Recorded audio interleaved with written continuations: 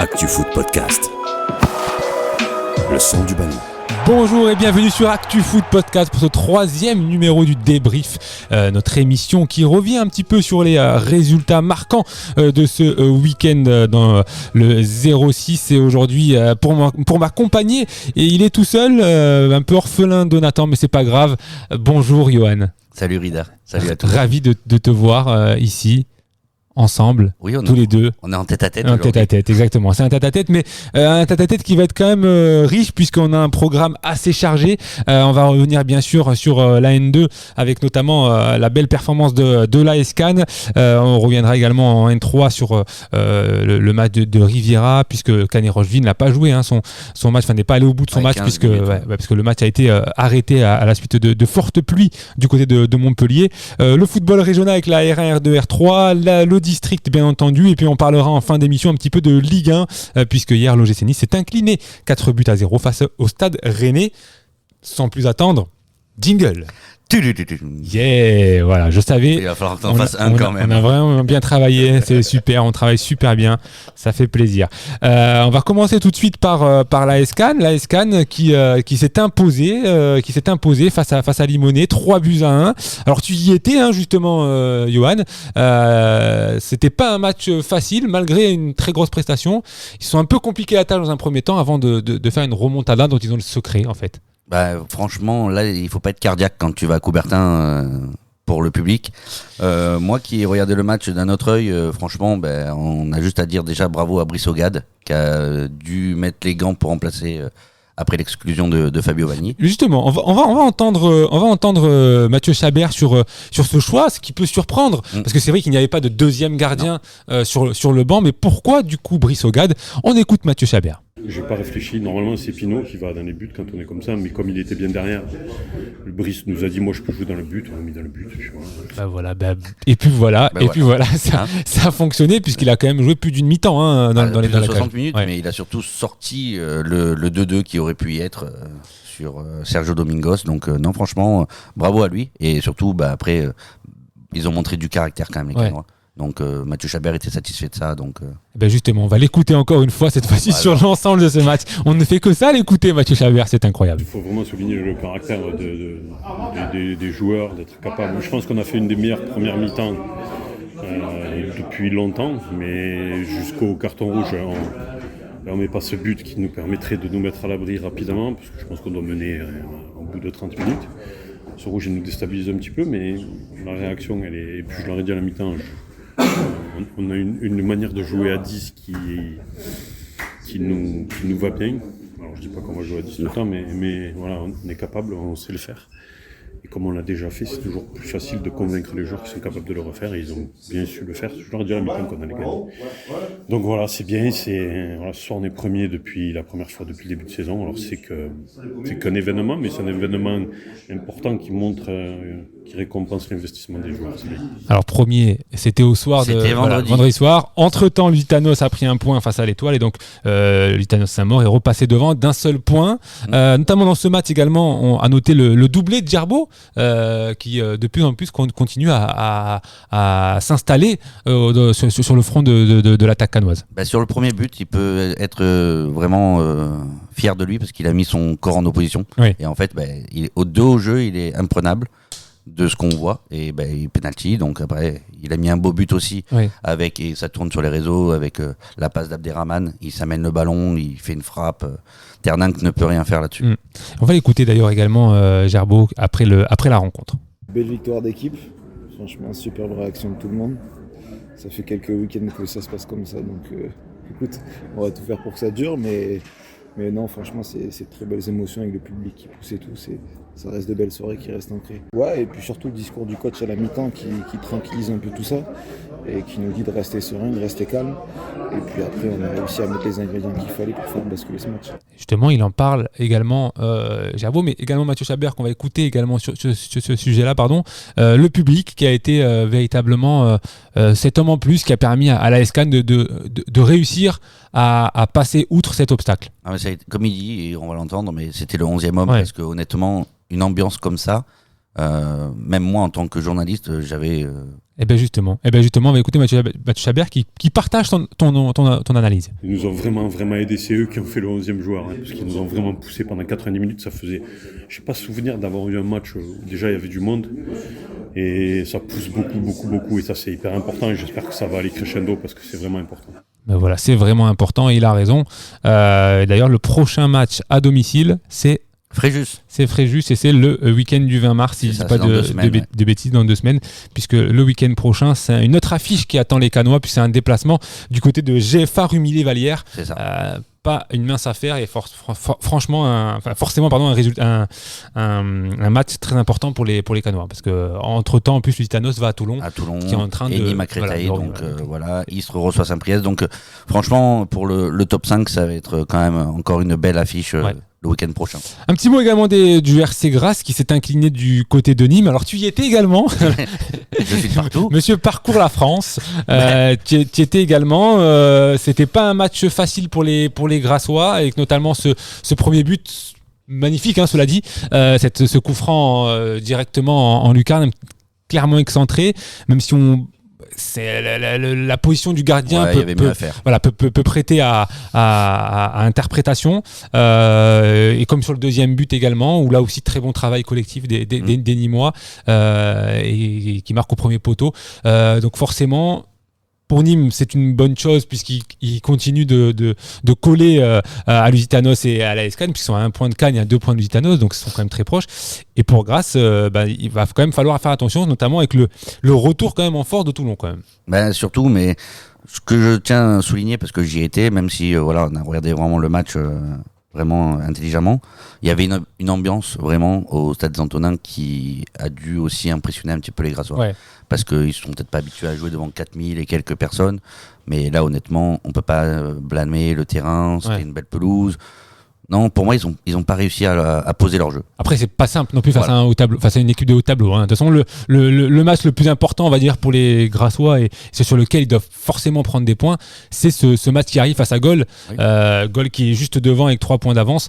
Là, pour Grasse, il va falloir forcément, à domicile, prendre 3 points pour, pourquoi pas se mettre cette fois-ci un peu à l'abri, même si vraiment ce championnat, on a vraiment l'impression que jusqu'au bout, ça va être très très compliqué. Oui, parce qu'après, tu as Rousset qui va à Bobigny, donc Bobigny qui est derrière Grasse, donc qui normalement devrait faire une victoire, mais après voilà, tu as Limonet qui reçoit Andrézieux qui va être un match un petit peu plus compliqué, donc non, ils ont pas le choix. Grasse, s'ils veulent. Il faut en profiter, parce qu'il y a comme Saint-Priest qui va à Istres, donc ça peut être aussi un match compliqué. Toulon qui reçoit Lusitanos, donc c'est peut-être le match où si tu prends 3 points, tu peux mettre un peu d'écart. Tu peux aller dans les rétros tranquillement. Et tu peux, en tout cas, un peu mieux gérer les matchs à venir. On va pas dire être tranquille, parce que, comme je le dis, c'est pas un championnat où on peut être tranquille, mais en tout cas, tu peux être un peu plus serein, notamment la semaine au travail. Tu peux être un peu plus tranquille, et ça peut être beaucoup mieux pour Loïc Chabas et ses hommes.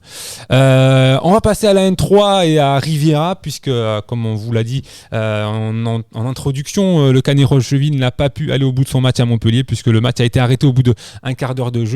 Les fortes pluies qui se sont abattues du côté de Montpellier n'ont pas permis la tenue de la rencontre, puisque le terrain était complètement impraticable. Mais du côté de Riviera, donc c'est une défaite 2-1 à la Duchère, dans un match où, d'après les informations qu'on a eues, il aurait pu faire mieux, notamment un penalty qui aurait pu être sifflé pour une main. Ça commence à faire beaucoup pour Riviera, et on compte les points, et c'est vrai que là du coup la situation, on peut se dire la situation est compliquée pour Riviera, mais il y a aussi beaucoup de points qu'ils auraient pu prendre et qu'ils n'ont malheureusement pas pu prendre. C'est ça, et comme tu dis, ça fait quand même pas mal de matchs où ils auraient pu prendre les 3 points, voire le 1 point. Ça aurait été pas un point nul à Lyon-la-Duchère, qui est quand même dans le haut tableau, mais c'est compliqué pour eux pour l'instant. Exactement, et le prochain match, ça sera aussi compliqué, puisque tout simplement ils recevront le leader ex-aequo, le FC Bourgoin-Jallieu, donc une autre grosse affiche. On sait que Hervé Berny et ses hommes aiment bien aussi ce genre de match-là, ils ont montré la face à la Duchère, il avait montré aussi face à Lyon, exactement, donc ils aiment bien ce genre de match-là, mais forcément il faudra essayer de faire un résultat. Et du côté du Canet-Rocheville, ça sera également la réception de Alès, qui s'est incliné à Alès face au Gallia. Une défaite surprenante parce que celle-là, il n'y a pas plus de grosse surprise que ça. On ne s'attendait pas. Du coup, le Gallia en profite pour passer devant Riviera. Donc ça n'arrange pas forcément Riviera, et Alès voit tout simplement Bourgoin-Jallieu et Foss s'en aller un tout petit peu au classement, puisqu'ils ont maintenant 4 points de retard sur les 2 premiers de ce championnat. On va pas en dire plus sur le N3, on reviendra la semaine prochaine un peu plus en détail sur le championnat de N3. Du côté du R1, on a eu un beau week-end en R1, un très beau week-end avec vraiment des buts et un peu de spectacle. Et puis notamment cette équipe de Mandelieu qui nous surprend, qui continue cette remontada, vraiment cette victoire 4-1 du côté de Grasse. On rappelle, ils perdaient 1-0 assez tôt dans le match avant de revenir au fur et à mesure. Et puis surtout là aussi petite information, c'est que les joueurs l'équipe de Mandelieu a dû finir sans son gardien Camus, qu'on salue et qu'on souhaite un bon rétablissement, puisque normalement, en tout cas, il n'est pas prévu qu'il revienne avant la fin de saison, puisque la blessure est quand même plus ou moins importante. Oui, c'est ce qu'on a eu un petit peu comme écho avec le coach, qu'il s'est vraiment fait mal. Et là, en plus, c'est Ahmed Jabari qui a pris les gants, lui aussi, un défenseur qui prend les gants pour aider ses copains. Et ils ont réussi à gagner 4-1 contre Grasse. Donc, le manque du gardien, parce qu'en R1, il faut souligner qu'il n'y a pas de gardien remplaçant. Ils ont que 3 remplaçants en R1, donc c'est différent. Donc, en plus, le gardien remplaçant est aussi un petit peu embêté, souci de pépin. Donc, on va peut-être aller prendre le gardien de la réserve. Donc, qui s'appelle ? Alors là, je l'ai pas là en tête. Tu l'as plus, te l'as dit. Je l'ai eu tout à l'heure, mais non. C'est pas grave. C'est pas grave. Bon de partout. Non, mais c'est pas grave. Bon, ça aurait été magnifique que tu me le sortes comme ça. Là, j'en suis sûr que tu l'avais. Je pensais que tu l'avais dans la tête. Moi, je me le serais préparé, mais bon, ça. Écoute, c'est déjà pas mal. En R1, il y a eu également un résultat, ce qui a permis également à Mandelieu d'être seul deuxième de ce championnat. C'est tout simplement aussi que Sifour a été Sifour s'est imposé du côté de Beau-Soleil, mais surtout Berre a fait un match nul face à Cagnes-le-Cros. Cagnes-le-Cros qui enchaîne un 7e match sans victoire en 2026, mais qui tient en échec encore une fois une équipe du haut de tableau. Ils avaient fait pareil avec Mandelieu, là c'est pareil avec Berre. C'est un bon résultat quand même pour les joueurs de Cagnes-le-Cros. Oui, parce qu'ils montrent que c'est un petit peu le poil à gratter, donc ils sont là, ils jouent, ils essayent de gagner, même s'ils n'ont toujours pas gagné en 2026, mais ils essayent, je pense que la roue va tourner pour eux et ça va le faire. Exactement, en tout cas c'est un résultat qui va leur faire du bien, comme tu le dis. C'est Vedène-le-Pontet qui a perdu, qui a laissé la place tout seul deuxième à Mandelieu, contre Carqueiranne, qui est quand même une équipe aussi de milieu de tableau. Pas facile quand même à jouer. Non. Pas facile à jouer, Carqueiranne forcément, et donc ça n'aide pas non plus du côté de Vedène-le-Pontet. En tout cas, ce championnat qui continue à être très surprenant, sachant que Gemenos n'a pas joué non plus, on le rappelle, a été exempt sur cette journée-là. Et le week-end prochain, pas de R1, c'est une petite pause, une de plus dans la saison. Ça reprend le 22 mars. Ça reprendra le 22 mars. On aura tout le temps de vous en parler la semaine prochaine avec le programme complet de cette journée, 21e journée de R1 qui arrivera donc le 22 mars. Du coup, il y avait quand même une autre équipe également, Monaco, qui a été tenue en échec par Marignan Gignac. Je pense que du côté de Monaco, c'est pas forcément un résultat auquel on s'attendait. Et c'est là on voit un petit peu la première partie du classement s'échapper au fur et à mesure, puisque Monaco est 9e avec 25 points au compteur, même si la zone rouge n'est pas vraiment proche. Voilà, ça reste quand même malheureusement, on est quand même plus proche de cette zone-là que malheureusement du haut de tableau, pour les Monégasques. En R2, l'AS Cannes, qui n'avait pas joué le week-end dernier puisqu'ils étaient exempts, a été tenu en échec à domicile par Saint-Didier-Pernoise. Alors, Johan, simple question, est-ce que finalement c'est un bon nul pour l'AS Cannes ? Alors toi et moi on n'est pas d'accord là-dessus. Pour moi non, c'est pas un bon nul, parce que malgré qu'il n'y a que Fréjus qui l'emporte dans le haut de tableau, mais Andoum qui se fait accrocher à domicile contre Estérel, Septem qui perd contre Montredon, donc là-dessus je peux dire oui, ok, c'est un bon nul, mais... Il y a quand même des circonstances, hein. Effectivement l'étoile gagne, mais derrière ça ne gagne pas. Derrière, ça ne gagne pas et c'est quand même une bonne chose entre guillemets. Alors forcément, oui, s'ils avaient gagné, ça aurait été encore mieux puisqu'ils auraient pu prendre un petit écart sur ces équipes-là. Mais en tout cas, on va dire que c'est un mal pour un bien pour les hommes de Derek Descamps. Je me suis marqué, c'est un mal pour un bien. Il va falloir qu'ils mettent la tête en avant et repartir pour le prochain match contre la Fontaine. Il faut quand même redescendre. Alors même si certaines équipes sont complètement larguées, mais donc la SCAN n'a pas gagné, Ondoum n'a pas gagné, Septem n'a pas gagné, l'Estérel n'a pas gagné, hier n'a pas gagné, la S Maximoise, il y avait 0-0 au moment de l'arrêt du match face à Ramatuelle. D'ailleurs, on rappelle que sur ce match a été arrêté, non pas pour des problèmes, etc. C'est qu'un joueur a été victime d'une fracture tibia-péronée, un joueur du FC Ramatuelle. Les médecins ont pu remettre la fracture en place au stade avant d'emmener le joueur à l'hôpital. Le match a été assez logiquement arrêté il sera reporté à une date ultérieure. L'autre équipe du 06, c'est la Fontaine qui a pris un point du côté de Manosque. Et ça, c'est très difficile à faire des points là-bas aussi à Manosque. Vu le terrain, c'est très compliqué. Effectivement, un point à Manosque, c'est jamais facile, mais en tout cas, c'est un bon point pour la Fontaine face à une équipe contre qui ils sont à la lutte. Ils sont à la lutte, donc c'est pas, au moins ils les laissent pas partir. Et puis comme Saint-Didier n'a pas gagné et que Jonquière n'a pas joué face à Marignan-Dignac, il reste pas très loin. Et puis Ramatuelle non plus n'a pas eu son match. Il reste à 2 points du 9e, donc c'est encore jouable pour la Fontaine, il ne faut pas lâcher l'affaire, il y a encore un maintien qui peut encore se jouer. La saison n'est pas encore terminée, bien loin de là, il y a encore de nombreux points à aller chercher. La prochaine journée, c'est la semaine prochaine, et justement, c'est un déplacement pour la SCAN à la Fontaine. Ouais, petit déplacement. C'est pas le déplacement le plus grand. Je crois que c'est le plus petit déplacement de la saison pour eux. Bah oui, très clairement. Et là, pour d'un côté comme de l'autre, c'est un petit peu David contre Goliath, on va dire, mais chacun a des choses à jouer. La SCAN pour aller chercher cette première place et la Fontaine pour se rapprocher d'un maintien. Après, si tu regardes bien les matchs à domicile, à part la déroute contre Fréjus 5-0 à domicile pour la Fontaine, c'est très difficile d'aller gagner. C'est jamais facile d'aller jouer à la Fontaine. Donc c'est pour ça, les hommes de Derek Descamps, ils doivent prendre vraiment le match au sérieux. Effectivement. La poule B de R2 avec dans cette poule-là Mougins qui là aussi continue une belle remontée. Il revient très fort Mougins parce qu'ils sont allés gagner du côté du FC Avignon qui n'a pas une mince affaire. Et qui était invaincu. Exactement, qui était invaincu à domicile. À domicile, comme vous avez dit, Jérémy Bouchacourt lors du dernier live. Qui était invaincu à domicile et puis surtout qui était une équipe du haut tableau. Une équipe du haut tableau. En cas de victoire, le FC Avignon pouvait être leader de ce championnat. Puisque Saint-Tropez a été tenu en échec par la Cayolle et que Martigues Sud s'est incliné à Toulon, du coup l'opération manquait puisque Toulon est venu mettre son petit grain de sel et une victoire 3-2 du côté du FC Avignon, un très bon résultat là, pour les hommes de Bouchacourt. Mais encore toujours ce tandem qui marque, Turlure-Théron. Franchement incroyable. Retrouvez d'ailleurs le papier qu'on a fait sur Turlure la semaine dernière sur actufoot.com. Et d'ailleurs on a oublié de parler sur le N2. Si vous voulez suivre la poule de N2 poule C, non mais il faut le dire, allez suivre Johan groupe C sur Instagram. Vous allez voir, il y a plein d'actualités autour de ça et notamment un live tous les mercredis. Tu fais un live tous les mercredis. Est-ce que tu peux déjà nous dire qui va être invité ce mercredi, peut-être, je ne sais pas. Alors je peux juste dire que ça sera des joueurs de Nîmes.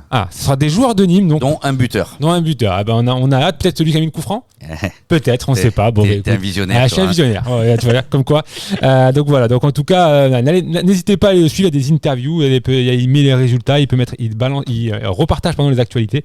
Donc n'hésitez pas à partager tout ça.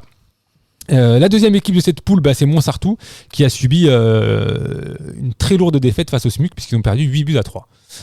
C'est un peu plus compliqué là pour Montsartou. Ouais, on disait la dernière fois, ils prennent quand même pas mal de buts. Ils en prennent vraiment pas mal. Donc... Et il va falloir quand même assurer le prochain match, puisque le prochain match, ils défieront la lanterne rouge, l'Olympique Saint-Maximin, à domicile. Donc pour Montsartou, ça sera un match, j'aime pas trop dire ça, mais à 6 points, comme on aime bien dire, pour justement réussir à aller chercher 3 points ô combien importants pour le maintien là aussi. Et Mougins, le SMUC. Et Mougins, le Schmuck, exactement. Là aussi, ça sera une belle affiche puisque c'est tout simplement le 5e contre le 6e. C'est ça, mais pareil, tu as des belles affiches quand même parce que tu as quand même Martigues Sud qui reçoit le FC Avignon, effectivement. Donc c'est quand même pas mal. Après, tu as le derby toulonnais, Toulon Tremplin contre le Sporting. Donc ça va être un match qui va être important. Et Saint-Tropez, est-ce qu'ils vont aller faire les 3 points à Arles, quand même, qui est une équipe quand même qui est difficile à jouer à domicile. Exactement. Qui vont jouer face à Arles. Ils vont pas faire les 3 points parce que non, ils vont jouer. Mais est-ce qu'ils vont réussir à faire les 3 points? C'est ça, dans ce sens-là. On va passer à la R3 et la R3 avec cette poule A où nos 3 équipes n'ont pas gagné puisqu'elles ont les 3 fait nul, 1 but partout. L'AS Vence et la US Pégomas se sont quittés samedi sur un score de parité, 1 but partout. Un résultat qui permet pas aux Vensois de garder la tête de ce championnat puisque l'AS Aix-en-Provence s'est imposé au 1000 3 buts à 2 et que Val-d'Urance s'est imposé également face à QRSPRFE. Donc l'AS Vence rétrograde à la 3e place de ce championnat avec 2 points de retard sur le leader l'AS Aix-en-Provence. Du côté de l'OAJLP, c'est pas forcément un résultat. Alors c'est jamais facile d'aller jouer à Digne, hein. Il y a le déplacement, le terrain, etc. Mais du côté de l'OAJLP, un match nul, 1 but partout chez la Lanterne Rouge, le CA Digne. On imagine qu'il n'y aura pas forcément de satisfaction là, du côté de l'OAJLP sur ce résultat nul là. Non, parce qu'il y avait mieux à faire, mais après ils ont pris 1 point, ils sont toujours 6e, donc ils restent quand même pour un promu dans l'autre tableau, donc c'est franchement très très bien. Exactement. La semaine prochaine, dans cette poule-là, il n'y aura qu'un seul match en retard, c'est le CA Digne qui recevra dimanche à 15h l'Olympique de Barbantane. Du côté de la poule B, là on a une petite, on va dire, pas surprise, parce que c'était un choc de cette poule. Hein. Les 2 équipes avaient 32 points, les 2 équipes étaient vraiment un copier-coller. Avait vraiment un copier-coller, même si Rivera marque plus de buts, mais les Angles n'en prennent pas beaucoup. C'est la meilleure défense de ce championnat avec seulement 12 buts pris. Là où Rivera en a marqué 26. Quand même 44 et on a pris 26. Donc voilà, c'était le choc. Un choc qui a tourné à l'avantage des Gardois puisqu'ils se sont imposés 3 buts à 0 en menant très rapidement au score, 2 buts à 0 au quart d'heure de jeu. Et malheureusement, ça a été compliqué pour la suite. Ouais, c'est dommage parce que Rivera aurait pu mieux faire parce que c'était un match, comme tu dis, contre un prétendant direct. Bon, ça sera à refaire. Exactement. Et il voit du coup la Ciotat s'éloigner un petit peu puisque la Ciotat s'est imposée face à Arles 2 buts à 1, ce qui leur permet d'avoir 5 points d'avance sur Rivera et les Angles et 3 points de retard du coup Rivera sur les Angles qui sont 2e avec 35 points et la Ciotat a 5 points d'avance sur Rivera qui est 3e. On va y arriver. Et les 3 quand même équipes s'éloignent un petit peu, même si derrière justement il va falloir faire attention, même si là il profite également Rivera puisque sauf Brignoles, l'AS Brignoles qui s'est imposé face au Pontévenède, Salon Bel-Air qui s'est incliné face à l'entente Saint-Sylvestre, je vais y arriver aujourd'hui. Saint-Sylvestre Nice Nord, l'entente Saint-Sylvestre Nice Nord qui s'est imposée dans un match prolifique avec 7 buts au total, 4 buts à 3. Saint-Sylvestre, ils nous habituent à ça quand même. Hein. Ils nous habituent à mettre des gros scores à chaque fois. Week-end, on en parle et on a des 4-3. On a franchement pas mal de buts. C'est une équipe qui va de l'avant. Hein. Donc, je pense que le coach Ferrantes est très content. Il aime bien. Je pense que c'est un coach joueur et on le voit. Hein. Je pense qu'il doit être forcément adepte de marquer un but de plus que l'adversaire et ça se voit en tout cas au niveau des résultats. Saint-Sylvestre qui jouera la semaine prochaine face au SC Vinonnais du côté du SC Vinonnais. Alors là aussi c'est des matchs en retard pour Saint-Sylvestre et pareil d'ailleurs pour Rivera c'est également un match en retard. Ils joueront du côté de l'AS Brignoles, donc 2 déplacements pour nos équipes du 06. Mais il faut le prendre à haut le corps parce que l'AS Brignoles comme tu dis. C'est une équipe qui est juste derrière à 2 points donc faut faire attention. Et pour Saint-Sylvestre, c'est la Lanterne Rouge, donc il faudra faire attention aussi, mais cette fois-ci à pas tomber dans un piège. C'est toujours des matchs qu'on prend un peu pas sous la jambe, mais en se disant ça va être entre guillemets facile. Ouais. Et il n'y a rien de mieux pour tomber dans le piège et ne pas prendre les 3 points. On va basculer sur la D1 si tu le veux bien. Moi je veux toujours parce que c'est un beau championnat. C'est un très très beau championnat. C'est un très beau championnat. On se régale en D1 et le leader s'est régalé également puisqu'il s'est largement imposé face au Baou. Une victoire 5 buts à 0 pour Menton. C'est énorme. Et le coach est content parce que ça repart part un petit peu de l'avant parce que franchement, il était un peu dans le dur. Certains résultats n'étaient pas à sa convenance, donc il est toujours à 10 points d'avance sur le deuxième. Donc. Exactement, le deuxième qui a également bien performé puisqu'ils se sont imposés 5-2 là aussi face à Mandelieu. Le deuxième, c'est le Stade Valoris qui continue à suivre le rythme. Sur un terrain neutre. Hein, ouais, exactement. Ils n'ont pas joué à domicile. Exactement. Et heureusement d'ailleurs qu'ils continuent à suivre le rythme puisque derrière, Cagnes-le-Cros a également réalisé une belle opération en s'imposant face à Cap-d'Ail. Ouais. Ouais, ça aussi, c'est un bon résultat pour la réserve de Cagnes-le-Cros. Oui, parce que ils arrivent à tenir le Stade Valoris, ils arrivent à les tenir, donc ils se disent pourquoi pas être le petit danger de du top 5. Et du coup, c'est les Baous qui se retrouvent un petit peu lésés dans tout ça, puisque forcément, Cagnes-le-Cros et Stade Valoris s'éloignent un tout petit peu. Ils passent même devant au classement. Ouais. Et donc les Baous se retrouvent 5e avec 25 points au compteur. Un autre match qui était plutôt intéressant, c'était le choc entre Mougins et Canet-Rocheville. On a vu que Mougins s'est imposé 3-2 dans un match où pourtant le Canet-Rocheville menait 1-0. Oui, mais si tu fermes pas après ta défense, les matchs vont vite. Un début de deuxième mi-temps compliqué. Oui, ils n'ont pas joué. Ouais. Ils étaient, je pense que... Ils sont restés au vestiaire. Ouais, mentalement, ils sont restés au vestiaire. Mais, ça fait... c'est comme ça, c'est 3-2, difficile. Après, c'est toujours un match difficile pour un match réserve contre réserve. Donc... à suivre lors de la prochaine journée. Hein. Exactement, et on va basculer sur la D2 et là aussi, comme en D1, statu quo en tête. Les leaders poursuivent leur bonne série. Le CAS s'est imposé du côté de l'AS Valéroise, 2-1, et Valbonne s'est imposé face à la Conque Madeleine 4-1. Juste derrière, l'AS Monaco a également fait le nécessaire pour s'imposer face à l'AS Roquebrune Cap-Martin. Donc 3-1, pardon. Et le carton de la journée, c'est cette large victoire du FC Antibes face à l'Étoile Monton. L'Étoile Monton, qu'on rappelle, lanterne rouge de ce championnat, enfin pas du tout, ils sont avant-derniers de ce championnat, effectivement. L'Étoile Monton, donc défaite 8-1 pour le FC Antibes, Juan-les-Pins. Ah, ça a été un festival. Là. Il manquait plus que les feux d'artifice et c'était bon. Effectivement. C'est le cas de le dire. Et on va passer à la D3 tout de suite, D3 poule A avec un choc auquel tu as assisté. On aurait d'ailleurs pu mettre un son de Fred Mathiès également, mais vous pouvez retrouver les réactions sur l'article qui est sorti un peu plus tôt dans la journée sur actufoot.com. Le FC Cannes-Ranguin qui s'est joué sur son terrain de l'US Biot. Ouais, alors c'est se jouer sur son terrain. Le dernier club du 06 qui joue sur un stabilisé, il faut le dire, il faut le dire. Là, on peut le dire, mais j'ai surtout vu beaucoup de poussière. Oui. Oui, j'imagine. Oui. Là, il manquait plus que le masque et on était pas mal. Non, après, sans rigoler, mais pour être sérieux sur le match, c'était un beau match. La seule chose que je peux dire moi un petit peu, c'est sur l'arbitrage. Il n'était pas, pour moi, pas à la hauteur de ce choc. On rappelle vraiment un choc, parce que c'est le premier contre le deuxième et maintenant, qui permet à Cannes-Ranguin, avec un match en moins, de prendre un point d'avance sur l'US Biot. Les prochains matchs ça sera un match en retard contre l'OAJLP, donc ça pourra peut-être mettre 4 points d'avance, donc à surveiller, mais dans l'ensemble, c'était un beau match. Il n'y a pas eu de bagarre ou des choses comme ça. Alors, en D3, on se dit des fois, pour premier, deuxième, mais non, juste sur... Un peu comme à l'aller d'ailleurs. À l'aller, c'était aussi 0-0, un très beau match, un très beau 0-0. Donc là également, dans la continuité. Donc une victoire de Cannes-Ranguin qui permet de prendre la tête de ce championnat. Et derrière, l'Olympique Suquétan suit un petit peu de loin ces deux-là, puisqu'ils ont quand même quelques points de retard, plus de 15 sur le deuxième. L'Olympique Suquétan qui s'est imposé à la Roquette 3-2 et qui profite d'ailleurs pour prendre la troisième place à Montsartou. C'est la surprise de la journée. Exactement. Parce que même à la fin du match, ça parlait mais on comprend plus rien dans ce championnat en disant que Montsartou avait perdu contre l'OAJLP. C'est surprenante défaite face à l'OAJLP. En D3 la semaine prochaine, il y a d'ailleurs un autre choc, puisque c'est Cannes-Ranguin face à Montsartou.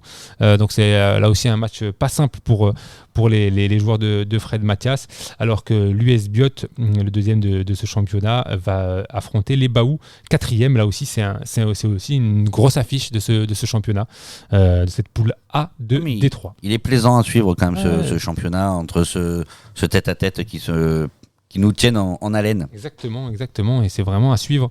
Et on a hâte en tout cas de continuer à vous faire vivre ça. En poule B, Drapp continue son cavalier seul en tête 11 points d'avance sur le deuxième. Toujours invaincu, quoi. Toujours invaincu, qui s'était imposé 3-0 face au Monte Bornala, avec un triplé de Philippe Kazienga. Exactement, Philippe Kazienga. J'essaie de t'aider un peu, exactement, qui prend seul la tête, enfin qui revient, sur Mendes Cabral Carlos, le joueur du FC Cimier, avec 18 buts, effectivement, 18 buts inscrits. Après son équipe en a mis 62. Eh ben, c'est déjà bien. C'est déjà bien. Attends, c'est déjà bien. Excuse-moi, mais tu voudrais pas les mettre les 18 j'aimerais bien. En plus, ils ont la meilleure attaque, meilleure défense, toujours invaincu. C'est quand même pas simple de jouer cette équipe de Drap, qui est quand même vraiment une équipe très difficile à jouer dans ce championnat. Personne pour l'instant a réussi à prendre mieux qu'un point. Moi, je pense que ceux qui ont fait les 4 matchs nuls contre eux peuvent être contents. Largement. je pense qu'on peut largement dire ça. Drap qui jouera la semaine prochaine du côté de Roquebrune Cap-Martin, qui est 11e au classement. Et qui a fait la surprise de gagner à Saint-Sylvestre. Exactement, qui a fait une belle surprise, qui a signé son 3e succès de la saison et qui a donc quitté sa place de lanterne rouge. Le CAS, donc je disais, qui était 2e, qui s'est imposé 2-1 du côté de Comte, et Saint-Sylvestre, du coup le 3e, qui s'est incliné face à Roquebrune. Ce qui fait revenir Cimier à un point. Exactement, et Cimier qui revient à un point grâce à sa victoire 3-2 face à l'Étoile de Menton. Ouais. Le président Omar Mejri doit être content de ce résultat-là et de voir que son équipe tient bien, puisqu'ils sont à 2 points de cette 2e place. Oui, parce qu'au début de saison, il me disait que l'objectif était vraiment d'aller le plus haut possible. Et quand tu vois qu'ils sont 4e à 2 points du 2e, franchement, c'est bien. Non, effectivement, c'est même très bien pour le FC Cimier. Forcément, on va suivre ça de près. Ce championnat vraiment de Détroit palpitant, comme tu disais, en poule A comme en poule B, même si en poule A, il y a un peu plus quand même de spectacle, puisqu'il y a encore cette lutte entre Ranguin et Biot. C'est un peu moins le cas du côté de la poule B. On va tout droit vers quand même un succès de Drap, sauf cataclysme. Alors vraiment un gros cataclysme. Cette fin de saison, mais on n'y croit pas vraiment en tout cas. On va vite fait parler très rapidement de ce championnat de D1 féminine, juste pour vous donner un petit peu les 3 résultats de ces matchs qui ont eu lieu. Villeneuve-Loubet s'est imposé 12-1 face à l'AS Moulins. Monaco United poursuit sa belle série avec 10 matchs joués, 10 victoires, 121 buts marqués et 5 buts pris seulement, et cette victoire 5-0 du côté du FC Mougins, et son dauphin Carros reste à 3 points, puisque Monaco United a un match en moins, reste à 3 points après cette victoire du côté de La Fontaine, une victoire 3-1. Bon, là en D1 féminine aussi, c'est un peu comme en D3 poule B. Oui, non, je pense pas que, même si on aimerait, mais voilà, Carros, ils ont 3 points moins parce qu'ils ont perdu contre Monaco United. Oui. Mais c'est vrai que quand tu regardes 10 matchs, 10 gagnés, mais 121 buts marqués, c'est énorme. C'est énorme, c'est énorme. Ouais. 116 de différence. Ouais, c'est quand même énorme. Même les défenseuses, 5 buts à peine encaissés, donc bon. C'est quand même énorme. Donc ça va pas être simple à jouer. Et on va faire un petit aparté Ligue 1. On va pas vraiment l'habitude de le faire habituellement.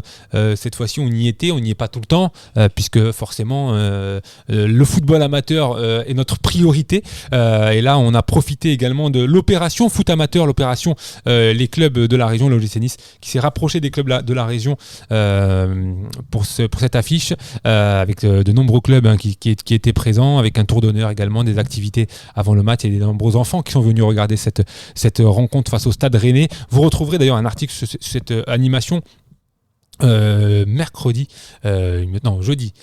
jeudi ou mercredi, moi je ne sais plus. Ça sera jeudi. Ça sera jeudi sur ActuFoot, avec des réactions de quelques éducateurs et également quelques photos. Donc on en a profité pour y aller, pour également suivre cette partie. Une partie qui ne s'est pas forcément bien déroulée pour les Niçois, puisque une lourde défaite, 4-2 et un match sans. 0. 4-0, pardon, 4-2. Non. 4, pas le même match, là. Non, 4-2. Et forcément, on s'interroge, puisque l'OGC Nice fait du surplace. Et c'est pas simple quand on voit le programme qui arrive, puisqu'il y a un déplacement à Angers, la réception du PSG, un déplacement à Strasbourg avant de recevoir le Havre et d'enchaîner avec la réception un déplacement à Lille, un déplacement à Marseille et la réception de Lens.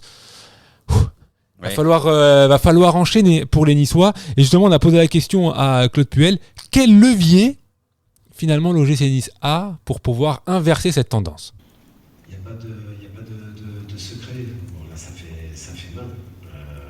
Il y a pas mal de choses depuis mon arrivée qui ont été intéressantes avec des matchs, je l'ai dit, de bonne facture qui n'ont pas été récompensés. Celui-là, dans l'ensemble, ne l'était pas. Et de ne pas être récompensé, ça touche tout le monde. Il faut repartir à chaque fois. Mais c'est comme ça, c'est notre, je dirais, destin sur cette deuxième partie de championnat. Rien ne sera épargné. La réussite, il faut la faire tourner dans le bon sens, dans notre sens. Et donc, bien sûr qu'il y a beaucoup de déceptions après le match. On est touché, c'est tout à fait normal, que ce soit joueurs, staff, tout le monde. Mais on va reprendre début de semaine, on va remettre les têtes à l'endroit, retrouver la fraîcheur nécessaire, et puis corriger ce qui méritait d'être corrigé. Mais voilà, on va repartir de là-bas. On sait qu'on doit se battre, et je pense que l'équipe, tout le groupe est prêt à se battre. Voilà, tout simplement. On relève les têtes, et il n'y a pas 50 solutions d'aller avec de l'ambition, bien sûr, dès les prochains matchs à Angers. Alors avec de l'ambition, effectivement, excusez-moi, ma voix est partie entre-temps. Donc en gros, c'est par le mental que cette équipe va pouvoir se relever. C'est les seuls leviers qu'il a à sa disposition, entre guillemets. Et c'est pas simple pour l'OGC Nice. Et on a vu d'ailleurs également que le Dante n'a pas vraiment apprécié non plus cette défaite. Et en zone mixte, il a quand même eu des mots très forts parce qu'il a clairement dit, il faut qu'on prenne nos responsabilités. Il y a beaucoup de fautifs, il y a des gens fautifs qui sont encore là et d'autres qui ne le sont pas là, qui sont loin. Ceux qui souffrent, c'est nous, les supporters. Maintenant, cette mission nous appartient pour corriger ce qui a été mal fait auparavant. Donc voilà les mots forts du capitaine Dante qui a parlé longuement avec les supporters après la rencontre. Bon, pour l'instant, l'OGC Nice n'est pas relégable. Derrière, l'OCR est à 5 points. Ils ont leur destin en main. Espérons quand même que l'OGC Nice, c'est important que dans le 06, on ait quand même ces deux clubs du 06 qui restent en Ligue 1. Avec peut-être, pourquoi pas, dans quelques années, d'autres qui viennent se rajouter, on n'en sait rien. Mais en tout cas, voilà, c'est quand même assez important. Et c'est vrai que c'est un petit peu dommage de voir, en tout cas, ce genre de spectacle qu'on a eu hier à l'Alliance. Mais bon, c'est comme ça. C'est ainsi. T'as vu un match. J'ai vu un match. C'est tout ce qu'on Pas très joli, mais j'ai vu un match. Voilà. C'est le plus important. Merci en tout cas, Yohan. Merci à toi, d'être là parmi nous, d'être toujours la voix. Et n'oubliez pas, si vous voulez suivre tout ce que vous avez envie de suivre sur le championnat N2 Groupe C, vous allez tout simplement sur Yohan. N2 Groupe C sur Instagram avec un live à venir le mercredi à partir de 18h. Vous pouvez suivre, poser vos questions. Ce mercredi, c'est avec des joueurs de Nîmes. Voilà, il tourne un peu tous les clubs. Donc n'hésitez pas à y aller. En tout cas, nous, on se retrouve la semaine prochaine. Et d'ici là, n'hésitez pas sur actufoot.com. Pas mal d'articles, pas mal de gros sujets à venir. Continuez à vous régaler, à nous régaler. À très vite.